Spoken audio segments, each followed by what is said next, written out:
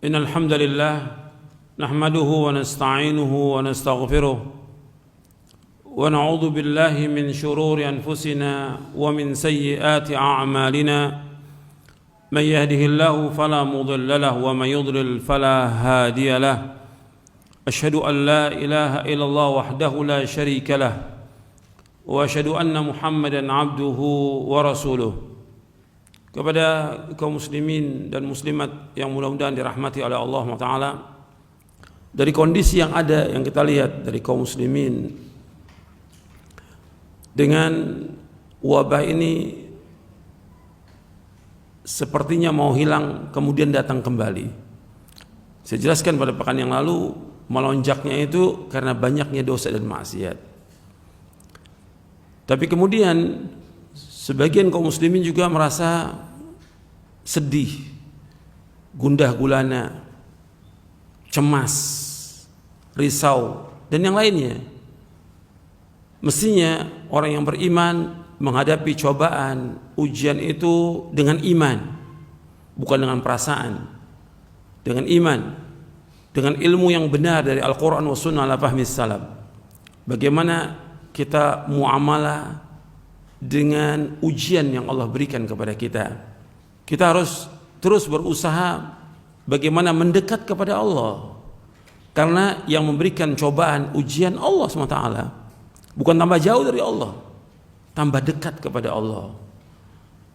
Makanya dulu dikatakan oleh Imam Asy-Sya'bi Amir bin Syurahil rahimahullah yang wafat tahun 105 Hijriah, beliau mengatakan, kanu idza farugu min syai'in atau al-masajid.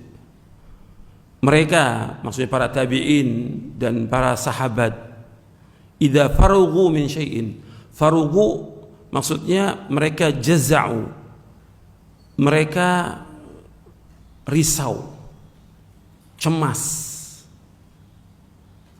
mengalami ketakutan, atau al-masajid, mereka datang ke masjid. Ini diriwayatkan oleh Imam Al-Baihaqi dalam kitabnya Syu'abul Iman, dan rawi-rawinya thiqat. Disebutkan, kata Imam Sya'bi rahimahullah, Amir bin Syurahil yang wafat tahun 105 Hijriah, kanu idza farugu min syai'in, mereka para tabi'in dan juga para sahabat, farugu artinya mengalami kegelisahan, kecemasan, risau, atau al-masajid, mereka datang ke masjid. Ini diriwayatkan oleh Imam Al-Baihaqi dalam Syu'abul Iman, dan rawi-rawinya thiqat. Ini fi'lus salaf, perbuatan salaf. Artinya kita harus lihat, kita akan kembali kepada Al-Quran wa Sunnah ala fahmi salaf. Sekarang bagaimana perbuatan salaf? Perbuatan salaf ketika mengalami kecemasan, kegelisahan, kerisauan, mereka datang ke masjid, bukan meninggalkan masjid, datang ke masjid. Jadi mereka berusaha bagaimana mendekat kepada Allah Subhanahu wa Ta'ala. Ini harus penting, ini diperhatikan, karena sejak Nabi SAW menyebutkan berkaitan dengan masalah ta'un, Nabi nggak pernah menyebutkan untuk menjauhkan masjid. Karena hadis ta'un banyak itu tentang wabah, tentang petaka dan segala macam, tapi nggak ada riwayat menyebutkan untuk menjauhkan masjid. Justru manusia kembali ke masjid. Dan saya sudah sampaikan pada pekan yang lalu dari penjelasan Al-Hafidh Ibnu Hajar Asqalani di dalam kitabnya Badlul Ma'un fi Fadli Ta'un, sekitar tahun 450-an gitu, yang terjadi di Samarkand. Itu setiap hari orang mati karena ta'un itu ribuan setiap hari. Kemudian orang bertaubat, mereka datang ke masjid. Artinya seperti itu orang. Dan juga kalau kita lihat dalam kehidupan di masyarakat nih kehidupannya. Kalau kita lihat ada orang yang taubat nih dari apakah dia minum khamar, apakah dia penjahat. Ketika dia taubat datangnya kemana mereka? Ke masjid. Ketika taubat datang ke masjid. Tadinya pakaiannya macam-macam, sekarang ganti sarung pakai pici, kemana dia? Ke masjid. Jadi ini harus kita perhatikan ini. Kembali ke masjid. Taubat kepada Allah, kembali ke masjid. Dan dengan itu insya Allah, dengan di masjid dia berzikir, dia berdoa, dia sholat, insya Allah Allah akan angkat wabah ini. Kalau kaum muslimin berbondong-bondong ke masjid, melaksanakan ibadah, sholat yang 5 waktu di masjid, kemudian juga mereka merapatkan saf, karena saf ini penting. Man wasala saffan wasalahu Allah, wa man qata'a saffan qata'ahu Allah, kata Nabi SAW. Barang siapa yang menyambung saf, Allah akan sambung rahmatnya. Barang siapa yang memutuskan saf, Allah akan putuskan. Wajib ini untuk merapatkan saf, nggak boleh renggang saf itu, harus rapat. Ini harus diperhatikan mestinya yang seperti ini. Ini kadang-kadang nggak terfikir oleh manusia, nggak terlintas. Karena apa? Udah sibuk dengan keduniaan atau sibuk dengan protokol kesehatan. Itu bagus. Tapi juga kita harus lihat protokol syariat. Ketika di masjid protokol syariat dijalankan. Perintah Allah dan perintah Rasulullah SAW. Ketika kita laksanakan perintah Allah dan Rasulnya, insya Allah Allah akan berikan keberkahan, Allah akan kabulkan doa kita, Allah angkat wabah ini dan yang lainnya. Kemudian ikhwani fiddin, azakumullah, dan ini sudah saya sampaikan berkali-kali, karena kita lihat banyak orang yang takut. Bukan hanya orang awam yang takut, penuntut ilmu takut, ustadznya takut ke masjid. Gimana kalau ustadz sudah takut? Di mana imannya itu? Di mana ilmunya? Insya Allah di masjid tidak akan kena, insya Allah, berbagai macam musibah. Yakin. Ada riwayat, cuma riwayatnya ada agak lemah. Diriwayatkan Imam Baihaqi dalam Syu'abul Iman. Apabila Allah turunkan musibah, maka Allah akan lindungi dari orang-orang yang ada di masjid. Dilindungi oleh Allah Ta'ala. Tapi di sini ada kelemahannya. Jadi ikhwan fillah, azakumullah, ini penting untuk ke masjid.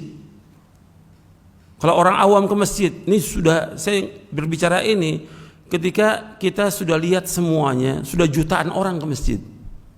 Bukan satu. Di Indonesia ini orang sudah jutaan orang ke masjid, sholat di masjid. Kok masih ada segelintir orang, dan sangat disayangkan segelintir orang ini siapa? Yang sudah ngaji, ustadz nggak ke masjid. Gitu. Kalau ke masjid, safnya renggang. Kenapa renggang?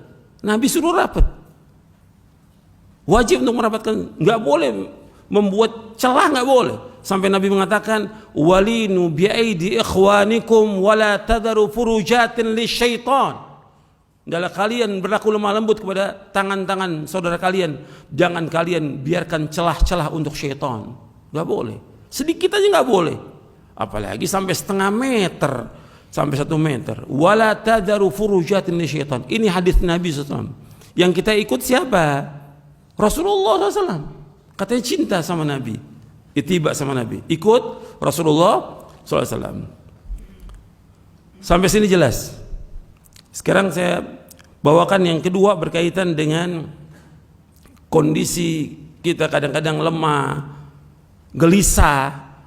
Maka perbanyak doa, zikir kepada Allah, zikir pagi, zikir sore, atau yang lepas baca subhanallah walhamdulillah wallahu akbar la haula wala quwwata illa billah, atau baca la ilaha illa anta subhanaka inni kuntu minadh dhalimin. Ada di antara doa yang khusus untuk menghilangkan kesedihan, kegundah gulanan. Nanti antum melihat di dalam buku doa dan wirid. Buku doa dan wirid dicetakan yang ke-34 di halaman 353. Itu Nabi berdoa kepada Allah SWT, dan ini banyak Nabi panjatkan kepada Allah. Allahumma inni a'udzubika minal hammi wal hazan wal ajzi wal kasal wal bukhli wal jubni wa dhala'id dain wa ghalabatir rijal. Saya ulangi. Allahumma inni a'udzubika minal hammi wal hazan wal ajzi wal kasal wal bukhli wal jubn wa dhala'id dain wa ghalabatir rijal. Antum hafalkan ini. Allahumma inni a'udzubika minal hammi wal hazan wal ajzi wal kasal wal bukhli wal jubn wa dhala'id dain wa ghalabatir rijal. Artinya, ya Allah, aku berlindung kepadamu dari kesusahan, kegundah gulanan, wal hazan dari kesedihan, wal ajzi dari kelemahan, sifat lemah, wal kasal dari kemalasan, sifat malas, wal bukhli dari sifat kikir, bakhil, wal jubn dari sifat pengecut, penakut, wa dhala'id dain dan dililit oleh hutang, wa ghalabatir rijal dan dikuasai oleh orang. Hadis ini sahih, diriwayatkan oleh Imam Al-Bukhari, dan disebutkan bahwa Rasulullah banyak memanjatkan doa tersebut. Ada riwayat Abu Daud dengan kalimat wa ghalabat dain wa qar rijal. Ini hadisnya dhaif. Yang benar itu wa dhala'id dain wa ghalabat rijal. Itu riwayat yang sahih yang diriwayatkan oleh Imam Bukhari. Ini dibaca untuk menghilangkan kesedihan, kegundah gulanaan, kerisauan, kecemasan. Karena banyak orang yang cemas dalam kondisi seperti ini. Orang yang beriman mestinya dia tawakal kepada Allah, dia banyak berzikir, dan dia serahkan urusan kepada Allah. Gak usah cemas. Yakin Allah pasti akan menolong kita, melindungi kita. Ini saja, mudah-mudahan bermanfaat, dan mudah-mudahan kita semua dilindungi oleh Allah dari semua keburukan, semua kejahatan, dan juga dari berbagai macam wabah. Dan mudah-mudahan wabah ini diangkat oleh Allah Taala. Wassallallahu Nabi Muhammadin SAW. Subhanakallahumma bihamdik, asyhadu an la ilaha illa anta astaghfiruka wa atubu ilaik. Assalamualaikum warahmatullahi wabarakatuh.